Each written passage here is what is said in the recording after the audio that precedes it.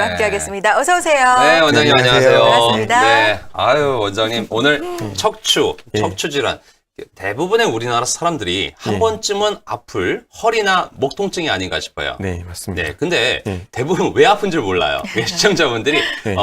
목과 허리 통증의 원인이 대표적으로 어떤 게 있는지 설명 좀 부탁드리겠습니다. 네, 목과 허리 통증의 원인은 대부분은 목, 허리 그 척추 주변에 근육이나 인대 그쪽에서 비롯되는 염좌나 이런 것으로 인한 통증이 대부분을 차지하고요. 그 외에 이제 오래가는 통증의 경우에는 디스크나 척추관 협착증 이런 것으로 인한 통증이 있다고 볼 수 있겠습니다. 네. 자, 지금까지 건강 아이콘 진행하면서 허리 디스크 또는 그에 대한 치료법에 대해서만 좀 집중해서 그래요. 맞아요. 알아봤던 것 같은데 네. 말씀 들어보니까 전체적으로 좀 이해가 되는 것 같아요. 네. 자, 척추에 대해서 먼저 알고 가면 좋을 것 같은데 척추, 뭐 우리 몸을 떠받친 기둥이다. 대충 이렇게만 그렇죠. 알고 있는데 자세하게 척추가 뭔지 알고 가면 좋을 것 같습니다. 원장님 좀 부탁드려요. 아, 예. 네. 그래서 우리 척추는 이렇게 그림을 보시면은 7개의 경추와 12개의 흉추 그리고 5개의 요추 그리고 미골, 천골 이렇게 구성이 되어 있고요. 이렇게 해서 머리에서부터 다리 쪽까지 몸무게를 지탱하면서 사지를 지탱하고 이제 균형을 잡는 역할을 하고 있습니다.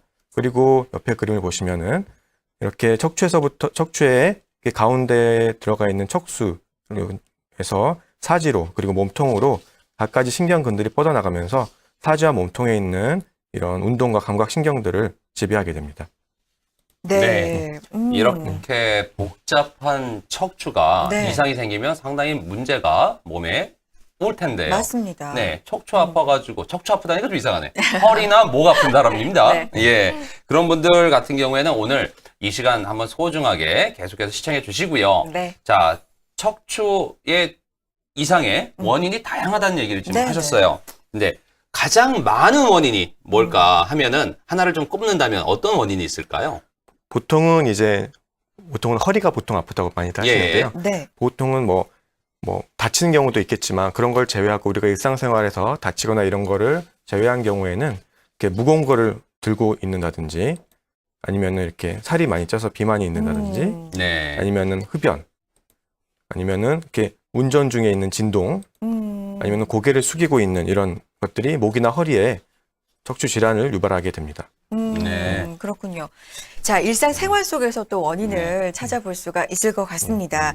그런데 사실 많은 분들이 어느 정도의 통증은 저처럼 그냥 뭐 쉬면 나아지겠지. 우리나라 이렇게 사람들 생각하시는 대부분 분들. 그래요. 그렇죠. 예. 병원 가기 사실 좋아하는 사람이 없는 것 같습니다. 아, 이거 의사 선생님 네. 말씀 안 듣고 다 옆집 아줌마, 그래요. 뒷집 아저씨 얘기하면은 괜찮아 쉬면 돼. 맞아요. 이러면은 쉬고 또. 아이고. 자신의 판단 그리고 쉬면 나아질 거야 뭐 이런 네. 믿음.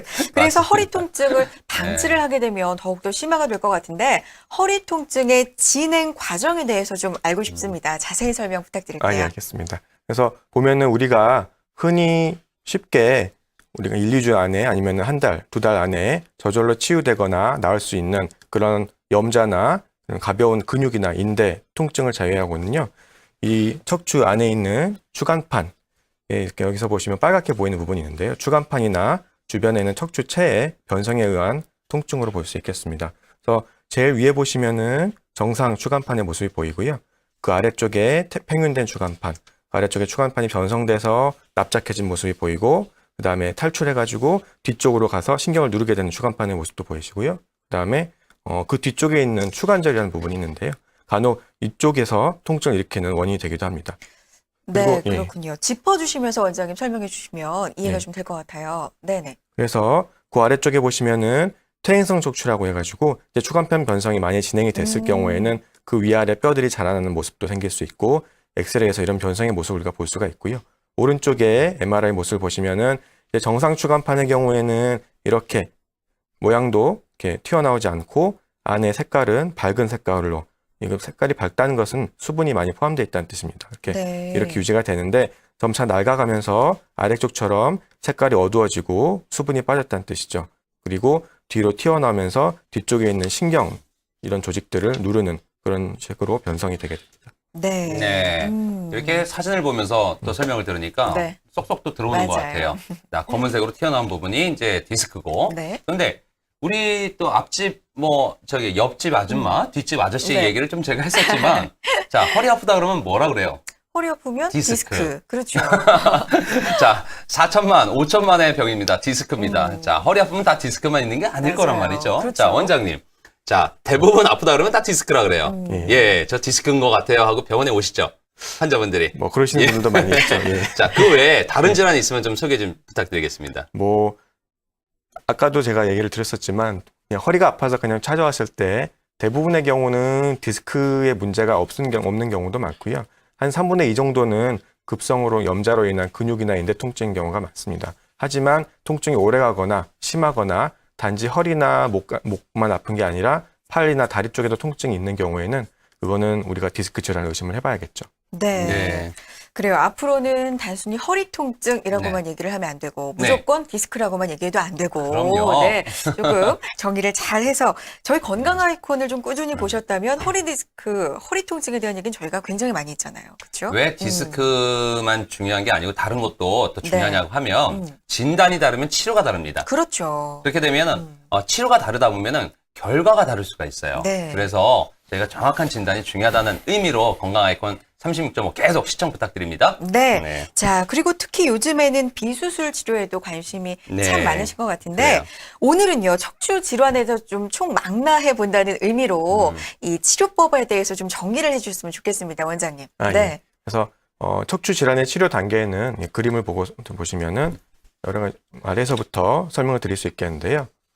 이렇게 보통 우리가 아프게 되면은 누워서 쉬거나 운동을 하시던 분은 운동을 쉬시거나 아니면 많이 아프시면은 누워서 쉬면서 안정을 취하게 되고요. 약물 치료나 물리 치료를 해볼 수 있게 됩니다. 그런 걸로 해결이 안 될 경우는 주사 치료나 신경 차단술 등의 치료를 통해서 해볼 수 있고요. 그게 아니면 이렇게 단계를 거쳐서 수술까지도 가는 분들이 있는데 이제 예전에는 우리가 척추 수술을 많이 하고 그런 경우가 많이 있었어요. 그런데 이제 점차 환자분들도 수술하는 것을 꺼리시는 분들도 많고 그다음에 수술의 결과나 이런 거를 비교해 봤을 때 되도록이면은 우리 의사들도 수술을 이렇게 크지 않게 작게 하는 쪽으로 가고 있거든요. 그래서 네. 요즘에는 최소 침습 치료가 크게 각광을 받고 있습니다. 오, 네. 그렇군요. 최소 침습 치료, 그러니까 수술을 안 하고 그렇죠. 조금만 어떻게 해가지고 치료하는 방법인 것 같은데 네. 자, 본격적으로 들어가기 전에 자, 인제부터가 중요해요. 네네. 척추는 목부터 또 가슴 부분, 흉추가 있고 그 밑에 이제 허리, 요추가 있는데 네. 자, 위에서부터 시작하죠? 그렇죠. 네. 네. 목 디스크에 대해서 한번 먼저 알아보겠습니다. 네. 자, 원장님. 자, 목 디스크. 자, 어떻게 생기는 것이고